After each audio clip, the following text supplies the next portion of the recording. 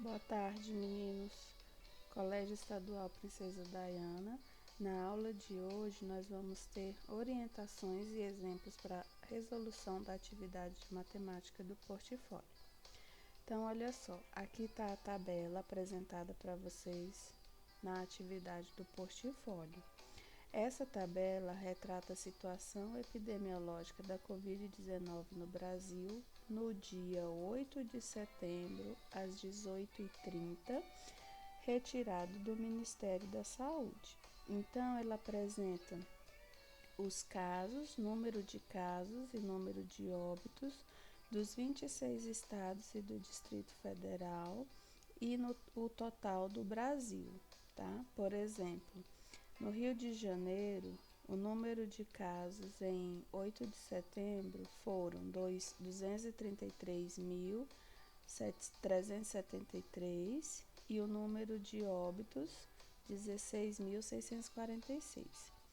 No Goiás, no dia 8 de setembro, foram 149.290 casos e 3.484 óbitos, tá? Então, a atividade do portfólio é bem parecida com essa daqui. Calcular a porcentagem do número de óbitos do estado de Pernambuco. Então, a gente vai ter que montar uma relação entre quem? Entre o número de casos e a porcentagem do estado de Pernambuco. Então, você vai lá na tabela e pega os dados do estado de Pernambuco. Número de casos confirmados, 132.590. Esse valor representa o todo, então a gente vai colocar 100%. 7.741 óbitos, para a gente calcular a porcentagem, a gente vai representar pela letra X. Então, aqui a gente tem uma relação, número de casos e porcentagem. Para a gente resolver essa regra de 3, a gente vai multiplicar cruzado. 132.590 vezes x, que é igual a 7.741 vezes 100. Daí, a gente tem uma equação do primeiro grau. Como é que a gente resolve essa equação? Isolando o x. Então, esse valor que está multiplicando x vai passar dividindo. X vai ser igual a 714.100 dividido por 132.590.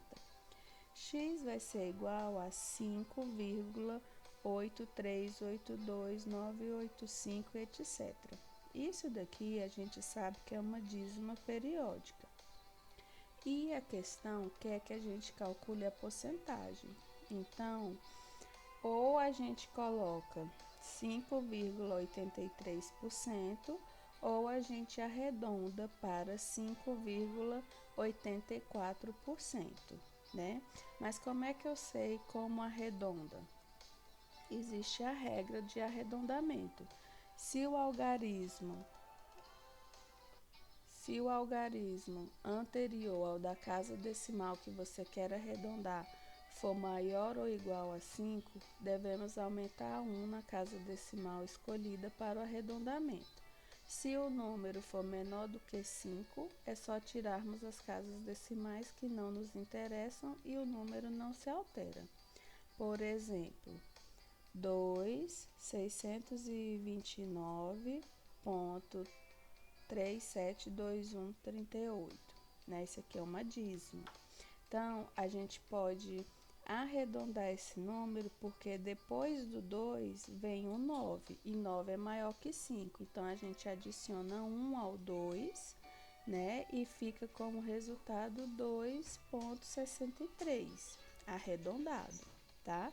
Porque o número depois do 2 foi maior que 5. Outro exemplo, 5,62,372138. Depois do número 2 veio o número 3. Então, não foi é maior ou igual a 5, foi menor que 5. Então, nesse caso, a gente não pode arredondar. A gente fica com 5,62 mesmo. Você só vai arredondar se o próximo número for maior ou igual a 5, tá bom?